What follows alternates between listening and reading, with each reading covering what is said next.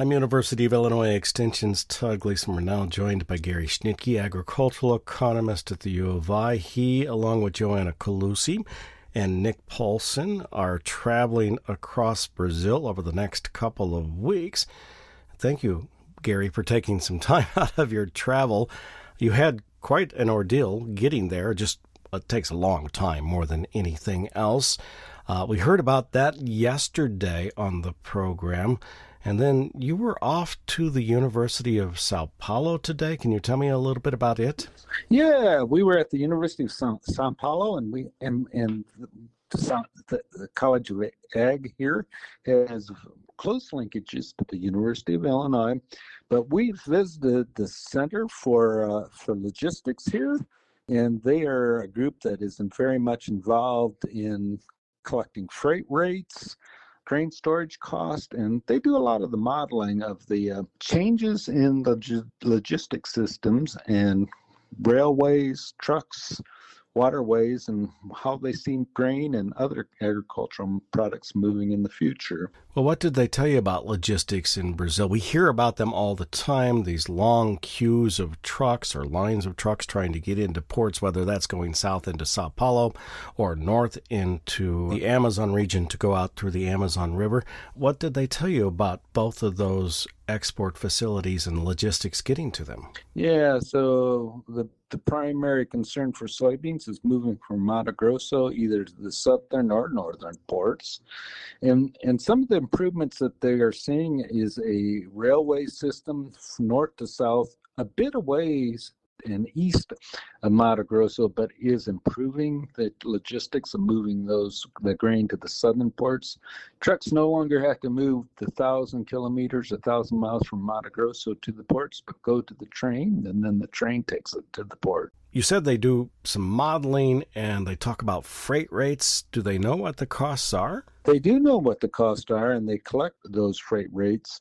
The College of Agriculture here does actually some of the things that AMS and USDA does in the United States. So they collect freight rates, prices, and cost of production. The cost of production and prices are collected by the Center for Advanced Studies in Agricultural Economics, and that was our second visit of the morning. Do they share those outside of the nation? Yes, they do, and actually, we have used those in the past. We make those available through FarmDoc.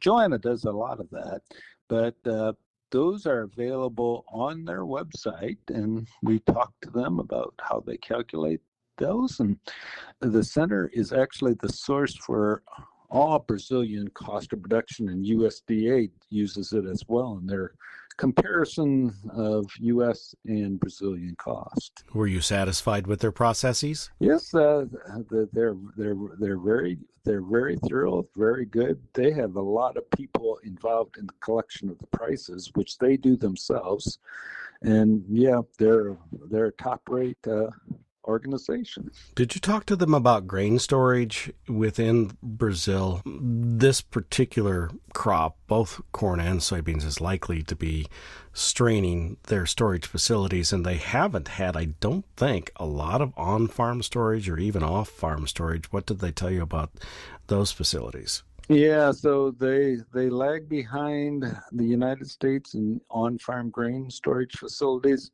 And actually, the logistics area and infrastructure area, Brazil lags behind the United States. My feeling is that from the production side, they're very good. And it's on the logistics side where the Brazilian logistics aren't as well developed as U.S. simply because they haven't been at it as long. Those things will likely come into place as we move forward through time, and it's just a matter of getting the money to do it and building the facilities. Do they have a startup facility, anything like the University of Illinois does with its Illinois Research Park? I call it the Ag Park, but that's because there are so many ag things that come out of it. It's broader in scope than that, but do they have something like that? Yes, they do, and we visited there. They call that the Ag Tech Garage, and it's a consortium of agriculture companies, many of the same that are in the United States and would be at the University of Illinois Research Park. plus some specific to Brazil or Brazilian companies that only work in Brazil. And yes, there's a ag tech park there, and they're very involved in developing startups and using technology in agricultural production. So you're in the southern part of Brazil. I would assume that you saw not only corn, maybe some soybeans as you traveled. I think you traveled a couple of hours to get to the university. Does the Ag Tech Park involved in any of those? And did you see startups that might be working with them? Yeah, so the Ag Tech Park here is nationwide, although we are in the São Paulo, so Brazil's a big place, but they do have people working with corn, soybeans, and sugar cane as well, as sugar cane's a big crop, and they also have livestock interest as well. And what did you see from sugarcane? Anything? So we talked to a startup that was particularly interested or does a lot of work with sugarcane. Razan is the company, and they've developed technologies specific to sugarcane, including aerial control of spraying and using drones to spray chemicals on sugarcane. So those things are going, and we saw quite a few sugarcane fields as we traveled, and even saw some harvesting of sugarcane. So yeah, we saw sugarcane. Your next stop on Wednesday will be at a Farm Progress Show. I think it's called Agri Show. How far away is that? So we still have an hour drive to the Agri Show. It's just like the Farm Progress Show. We couldn't get a hotel closer than that because it's a big show and all the hotels are taken up. It sounds familiar. Good luck getting there, and I look forward to hearing what kind of equipment you might see there.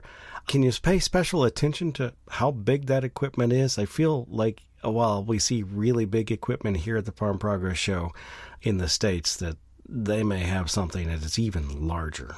Yeah, we will take a look, and we will even send you some pictures. Fantastic. So there you go. Thank you so much, and enjoy your time. Thanks, Todd. That's Gary Schnitkey. He and Nick Paulson, along with Joanna Calusi, are traveling in Brazil over the next couple of weeks.